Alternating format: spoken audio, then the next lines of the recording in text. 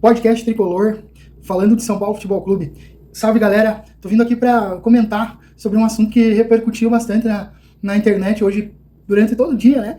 Que foi a participação do Fernando Diniz no programa Bem Amigos da Sport TV, programa do Galvão Bueno, comandado pelo Galvão Bueno, né? Que o Diniz esteve participando e foi questionado sobre o Campeonato Brasileiro 2020, né? Campeonato que o torcedor são paulino ainda tá por aqui, né? Um campeonato que o São Paulo podia ter ganho, podia ter sido campeão, né? Ou pelo menos brigado até as últimas rodadas pelo título, acabou caindo no colo do Flamengo, né? Porque o próprio Internacional, que tinha alguma chance ali, não conseguiu, nas últimas rodadas, acabou deixando escapar e o Flamengo ficou campeão, né? De um campeonato que o São Paulo tinha ali, faltando 10 rodadas, 7 pontos de vantagem, é mais ou menos a vantagem que o Palmeiras tem hoje, né? O Palmeiras tem um pouco mais de vantagem com mais rodadas, né? Então, e a chance do São Paulo, por ser menos rodadas, faltando para acabar o campeonato, era muito maior. Então, né, a gente sabe que o São Paulo, nos últimos anos, né, desde mais especificamente de 2017 para cá, que o São Paulo brigou para não cair em Campeonato Brasileiro, o São Paulo vem flertando sempre com zona de rebaixamento nos campeonatos brasileiros, aí, né, não faz boas campanhas, a exceção ali de 2020, né, algumas exceções,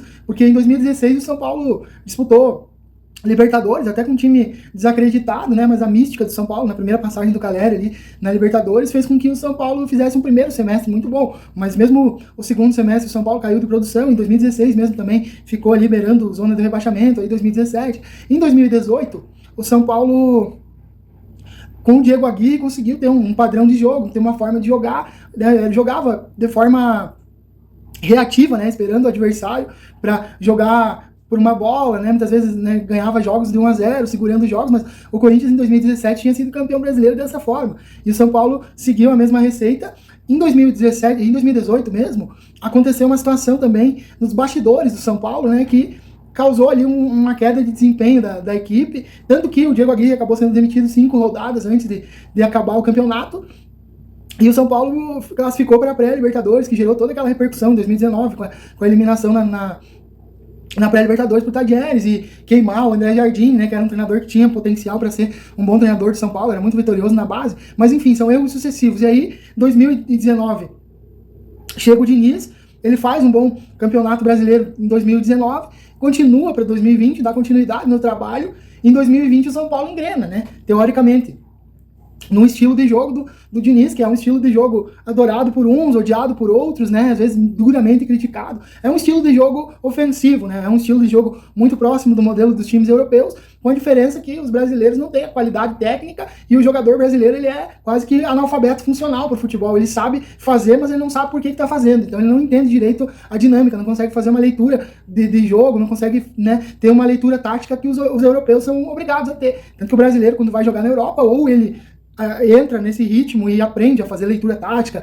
e a participar do jogo taticamente, não só da forma individual, ou não vinga, como muitos não vingaram, como Gabriel Barbosa, por exemplo, né, um jogador super badalado no Brasil, na Europa não ficou 2 anos, então, né, mas enfim, o que o Diniz tem a ver com isso? Aí o Diniz, né, a gente sabe que o São Paulo teve problema de bastidores naquele ano, né? Em 2020, o ano de São Paulo foi muito parecido com esse 2022 agora. São Paulo foi na Copa do Brasil até as semifinais, o São Paulo disputou Sul-Americana, disputou o Campeonato Paulista, que o São Paulo perdeu a final pro time do Corinthians, né? Na época, em 2019, foi 2019, isso não era o Diniz, mas já tinha disputado, né? No Campeonato Paulista com o Diniz, o São Paulo teve aquela eliminação pro Mirassol, que foi ali onde começou a dar indícios de que, né, o São Paulo poderia ter problemas. E na Copa Sul-Americana, a gente teve aquela eliminação absurda, que foi da forma como foi pro torcedor são paulino, pro Lanús, que nós empatamos o jogo na Argentina, se não me engano, com um jogador a menos, conseguimos um empate na Argentina e viemos pro Morumbi para conseguir tirar uma diferença. Se não me engano, a gente perdeu na Argentina e viemos pro Morumbi para tirar uma diferença. O São Paulo conseguiu fazer a vitória necessária que o São Paulo precisava naquele campeonato, valia saldo de gols, e 1 minuto depois tomou um gol e foi eliminado. Então, o estilo de jogo do Diniz, ele deixava muito essa insegurança no torcedor de São Paulo, né? Chegava quase e acontecer alguma coisa, né? Tinha sido eliminado do Paulista pelo Mirassol, de uma forma que ninguém conseguia acreditar direito, né? Na Sul-Americana, ganhando o jogo, se classificando do êxtase, a gente foi ao desânimo total, à frustração total em segundos, né? E na Copa do Brasil, tinha passado pelo Fortaleza nos pênaltis também, numa mesma situação, com um jogo que que o São Paulo tava ganhando o jogo por 2-0, tomou um empate, o jogo foi para os pênaltis, e aí o Campeonato Brasileiro e a Copa do Brasil. A Copa do Brasil daquele ano, na minha opinião, era maior a chance do São Paulo passar para a final do que era agora contra o adversário que era o Flamengo, porque todo mundo já, né, previa que o Flamengo vinha jogando bom futebol, que ia ser muito difícil para o São Paulo, que dependia muito do primeiro jogo no Morumbi. Em 2020 foi contra o Grêmio, né, foi naquela época do período da pandemia, foi final de ano ali, foi um jogo antes do Natal, né, então assim, o São Paulo empatou, o São Paulo perdeu de 1-0 lá em Porto Alegre e veio para o Morumbi com todas as chances de tirar a diferença e não conseguiu, não conseguiu superar a retranca do time do Renato Gaúcho, que surpreendentemente veio jogar retrancado contra o São Paulo, que não era o estilo de jogo que o Grêmio do Renato apresentava, né? Era um estilo de jogo mais de posse de bola, de controle de jogo, e ele abriu mão disso para jogar retrancado contra o São Paulo no Morumbi. E aí essa eliminação foi impactante pro torcedor e pro time também. A gente percebeu que o ânimo do time caiu um pouco naquela eliminação, mas a gente tinha 7 pontos de vantagem pro segundo colocado no Campeonato Brasileiro, faltando 10 jogos, né? Era administrar a diferença, era administrar aquela diferença. E aí tem o fator que é onde o Diniz fala, e que eu critico muito, porque agora é muito fácil, né? Eu não sou, assim, um defensor da diretoria do São Paulo. Eu sei que o pessoal tem o pé atrás em relação ao Casares, né? O pessoal tem o pé atrás em relação ao trabalho que eles possam estar desenvolvendo, tem essa questão de se é golpe, se não é golpe, a mudança de estatuto para ter um período de reeleição. Só que é o seguinte, quando o Leco estava na gestão, ele era muito criticado, né? E o Leco, a única coisa boa que ele fez na gestão dele, que foi equilibrar um pouco as dívidas, ele chutou o balde de 2019 para 2020 porque ele queria ser campeão. Ele queria terminar o mandato dele com o São Paulo como campeão. Não fizeram nada planejado, né? O Raí também, como diretor de futebol, foi um tanto quanto decepcionante para muita gente, né?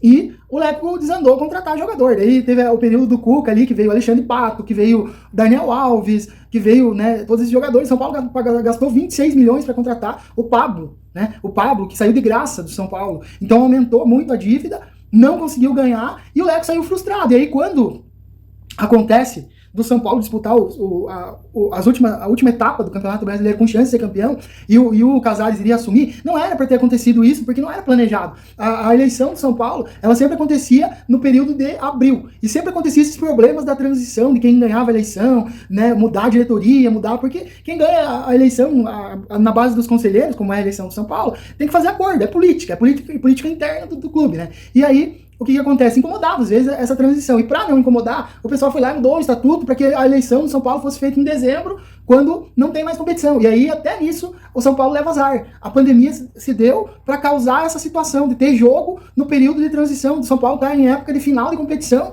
no período de transição da presidência. E aí se criou todo aquele clima, né?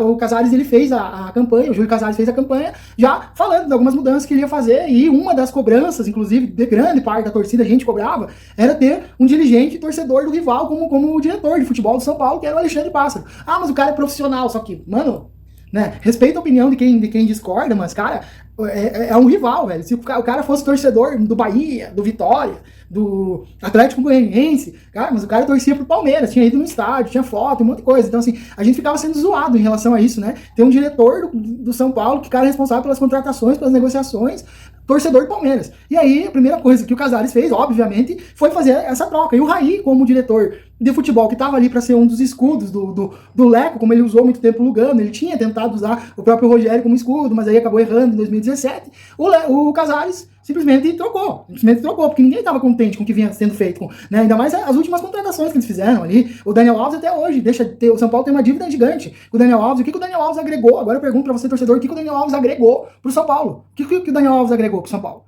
Em termos competitivos. Ah, mas é o maior vencedor da história do futebol, colecionador de taças. Ganhar taça nas costas do Messi, do Iniesta, do Xavi, é fácil, meu irmão. Agora veio pro São Paulo, ganhou o quê? Nem campeão paulista ele foi. Quando o time foi campeão paulista, ele já não tava mais. Então, né, e aí ainda volta e meia solta umas groselhas aí na mídia. E aí ontem o Diniz levantou esse bastidor que a gente sabia, que houve sim uma mudança de clima, depois que a diretoria tirou os amigos lá da panelinha, né, e incomodou o Daniel Alves, incomodou os jogadores, que eram muito chegados com o palmeirense, né, e aí o que acontece?